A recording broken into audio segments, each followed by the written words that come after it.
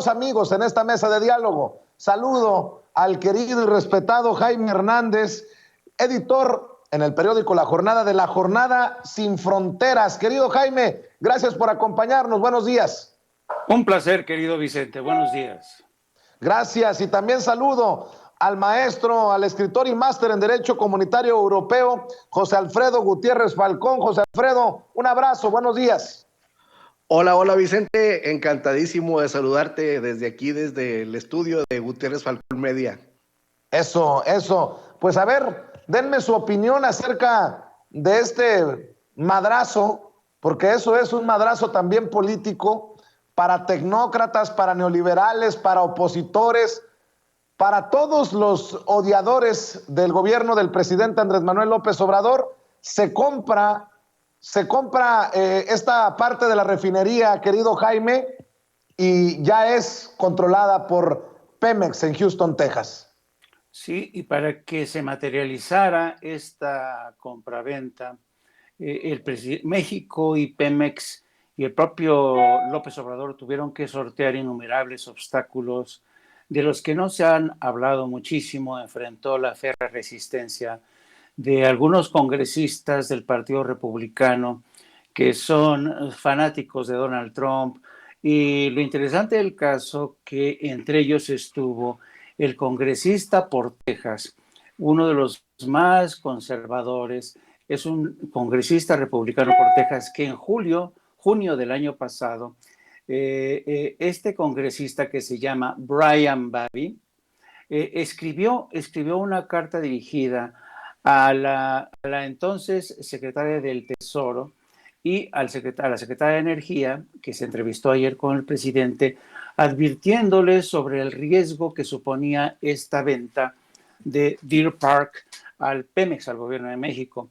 Y este congresista está usando un discurso que, no te extrañe, vamos a ver repetirse en numerosos medios financieros de los más influyentes. Y este discurso son dos simples enunciados. Ojo, México no tiene la capacidad para gestionar, para administrar esta planta, esta refinadora. Y dos, el hecho de que Pemex y México se hagan con el control de esta nueva refinería de Deer Park va a causar desastres naturales. O sea, ya de antemano, este congresista tejano y medios de comunicación especializados están lanzando una campaña para advertir sobre el riesgo, sobre el peligro de que México asume el control de Deer Park. Esto, como te imaginarás, pues te habla un poco también de este tufo racista condescendiente que los republicanos, porque los republicanos, y específicamente desde Texas, siempre se han opuesto a la contrarreforma energética del presidente López Obrador. Es decir, ayer aparentemente todo se selló, miel sobre hojuelas, no va a haber ningún problema, pero va a seguir esta campaña para tratar de presentar a Pemex y al gobierno de México, primero, como un gobierno que no está preparado para administrar este tipo de monstruos, y dos, que esto seguramente se va a traducir en un riesgo para la naturaleza y la salud de millones de ciudadanos en Texas. Así es que, efectivamente, ayer se cerró un capítulo interesante, pero ya sabes, Vicente, que la historia no se escribe por capítulos, no es como si llegaras tú y con una tijera inauguraras, cortas un listón y ya a partir de aquí se da otro capítulo de historia. No, la historia es caprichosa.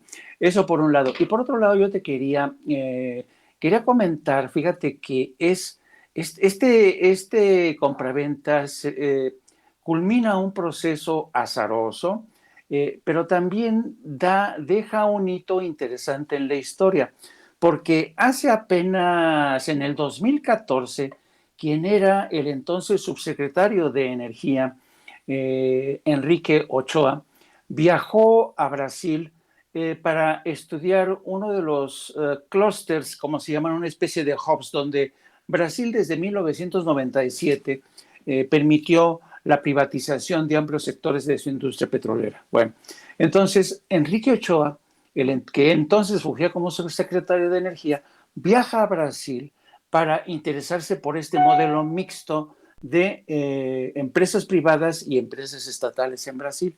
Y desde entonces, Enrique Ochoa dice que este modelo de combinación mixta iba a ser el futuro.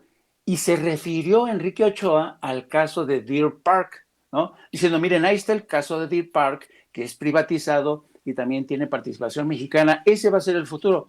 ¿Quién iba a decir que 6 años, 7 años después, la historia, el futuro le iba a desmentir a ¿cómo se llama? A este funcionario, porque hoy esta empresa ya no es privada, no es un experimento mixto, es estatal del gobierno de México, y esto te demuestra cómo es caprichosa la historia. La historia no es lineal. Se ha demostrado en medio de la pandemia que muchos preveían que en el futuro la fórmula iba a ser mixta, que todo mundo, las grandes empresas privadas iban a controlar. Y este señor, Enrique Ochoa, estaba convencido. Enrique Ochoa, no se nos olvide, fue el gran defensor de la reforma energética de Enrique Peña Nieto. Y 7 años después, resulta ser que ese modelo se está yendo a pique, ¿no? Y que todo está volviendo a reconsiderarse en medio de la pandemia, de la crisis energética en Europa, cuando muchos países están regresando al carbón, a la industria, a la energía nuclear, y México está asegurándose en medio de ese caos el manejo de un sector tan estratégico como el del gas y del petróleo para asegurarse su independencia y su soberanía. Así es que bienvenido sea esta compraventa. Y un último apunte.